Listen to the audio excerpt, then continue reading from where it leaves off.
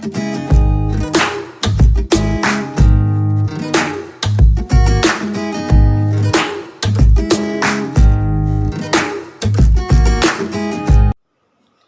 प्यारे बच्चों, good morning. हम डेफिनेट इंटीग्रल पर एक मिसलिनियस सीरीज लेकर आए हैं, जिसमें इंटीग्रेशन के जितने टाइप हमने पढ़े हैं डेफिनेट के, वो सारे के सारे यूज होंगे, उसकी प्रॉपर्टीज यूज होंगी। तो ध्यान से इन क्वेश्चंस को देखते जाइए। अधिकांशतः क्वेश्चन आईआईटी जेईई से ही लिए गए हैं, कुछ बोर्ड से भी लिए गए हैं।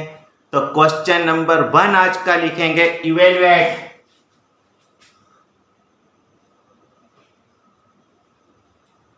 Integral 0 to π/2 root 10x plus root cot x dx।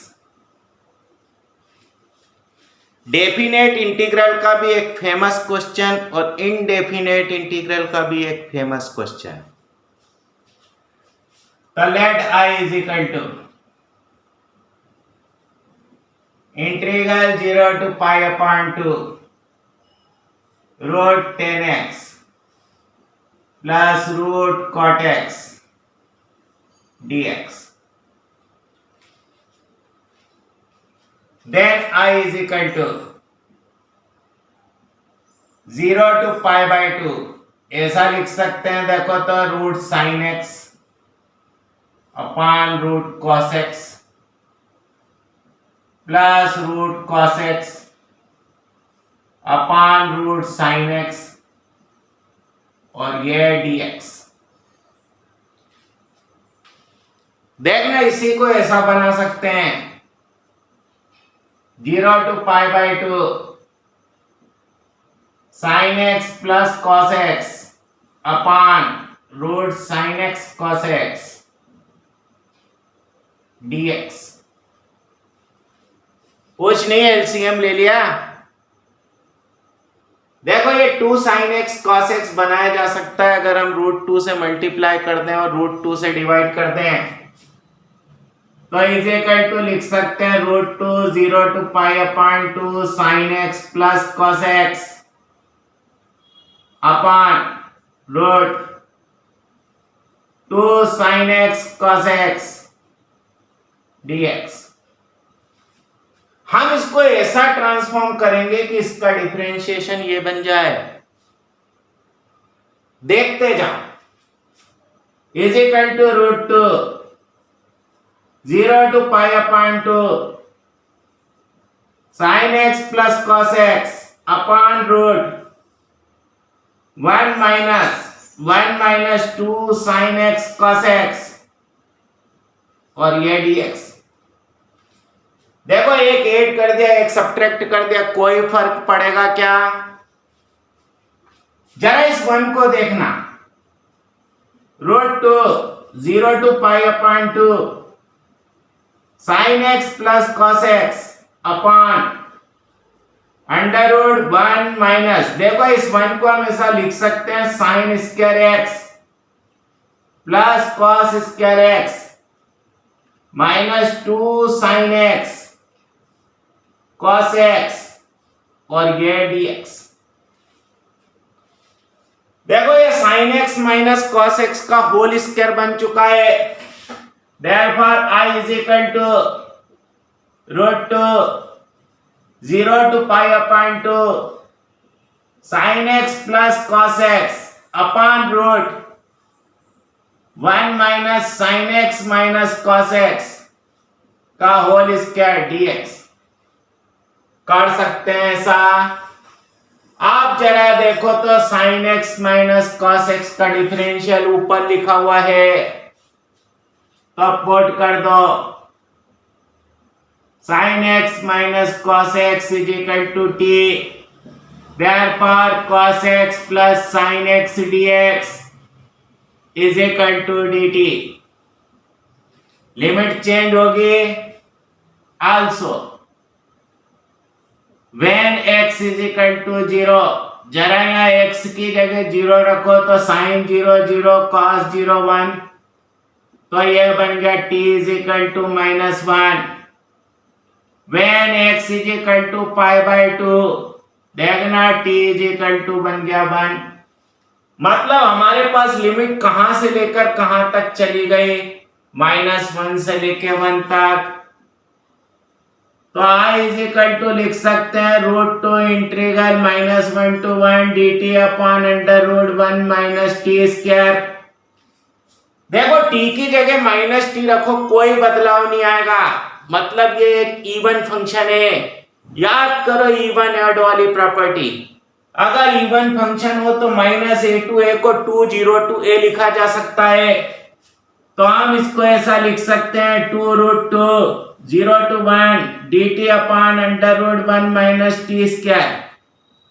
बोलो इसे ऐसा लिख दे 2√2 sine inverse t 0 to 1 is equal to 2√2 sine inverse 1 minus sine inverse 0 0 हो गया, मतलब 2√2 इंटू π/2। तो इस इंटीग्रल की वैल्यू बनी π√2। बोलो बढ़िया लगा क्वेश्चन, कई बार बोर्ड में आया, कंपटीशन में भी आया। अगला क्वेश्चन देखें, जो भी पूरी तरह से प्रॉपर्टीज पर डिपेंड है। तो लिखेंगे क्वेश्चन नंबर 2।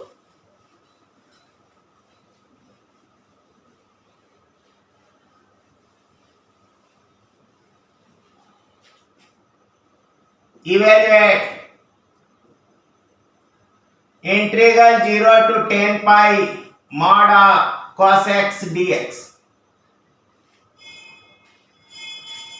जरा देखना, हमारे पास mod cos x एक पीरियोडिक फंक्शन है जिसका पीरियड पाई है।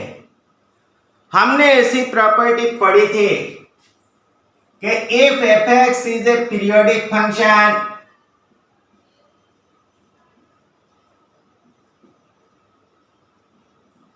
with period t,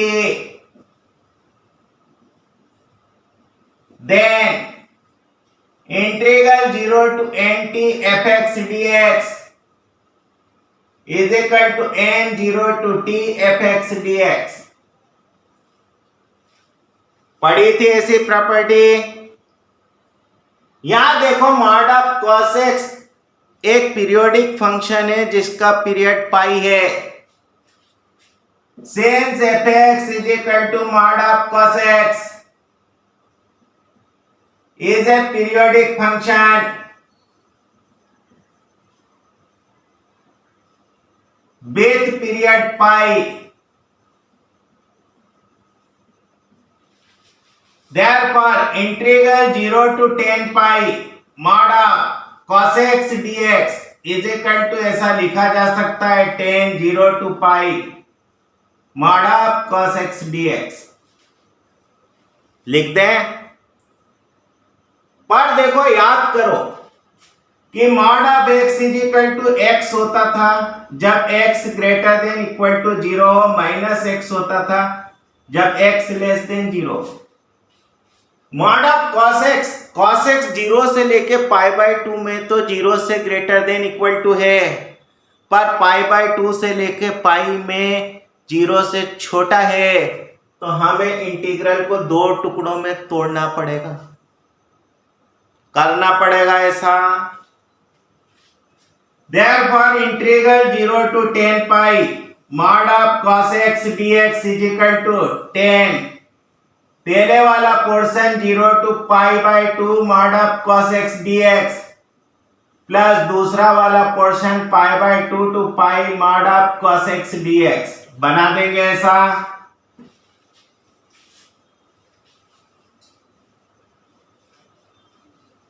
देखते जाओ। Therefore 0 to 10 pi mod cos x dx is equal to ये 10। देखना पहले वाले पोर्शन में cos x greater than equal to 0 है तो सिर्फ लिखेंगे 0 to π/2 cos x dx। दूसरे वाले पोर्शन में ये लेस देन 0 है तो क्या लिखोगे π/2 to pi minus cos x dx। Is equal to 10 cos x का sin x 0 to pi upon 2। देखो इस माइनस को बाहर कर दिया, sin x pi by 2 to पाई लिख सकते हो ऐसा। ये बन गया 10 sin pi by 2 1 sin 0 0 sin pi 0 sin pi by 2 1। बोलो आंसर 20 हो गया कि नहीं? हाँ, तो फिर आज का क्वेश्चन नंबर 3 देखें। यहां तक बढ़िया समझ में आ रहा है? चलो क्वेश्चन नंबर 3 लिखेंगे।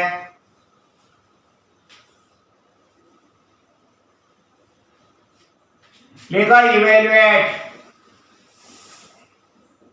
Integral 0 to infinity e raised to the power minus x square x cube dx। एक बढ़िया क्वेश्चन, कहीं ऐसा फॉर्मेट या सोचो हमने पढ़ा था कि नहीं? देखो वास्तव में गामा फंक्शन में लिमिट 0 to इन्फिनिटी होती थी, e raised to the power minus x होता था। याद करो, इसे हमने गामा फंक्शन की डेफिनेशन पढ़ी थी कि we know that gamma n is equal to integral 0 to infinity e raised to the power minus x x raised to the power n minus 1 dx।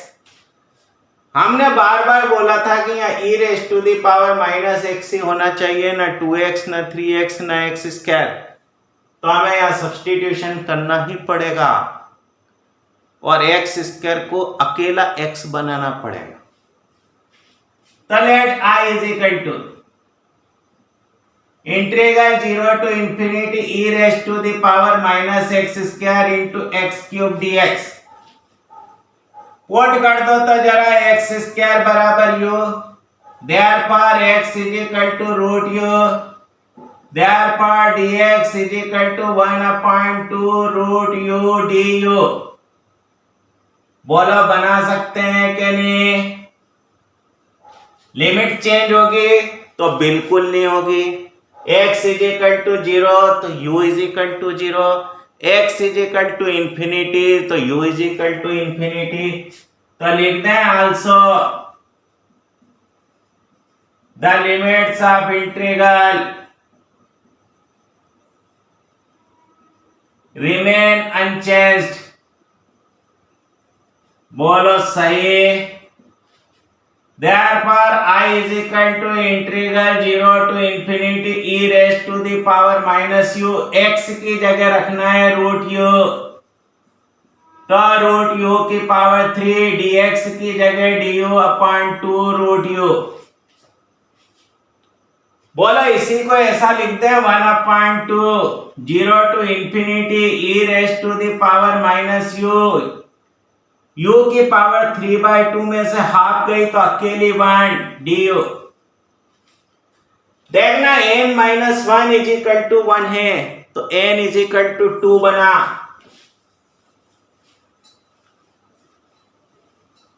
तो हम i को ऐसा लिख सकते हैं कि i is equal to 1/2 in gamma 2 लिखते हैं। बोलो by the definition of gamma function.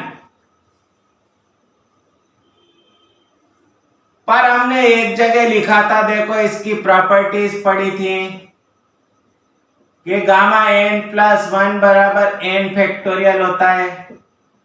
तो i is equal to 1/2 into 1 factorial is equal to 1/2 बनाते हैं।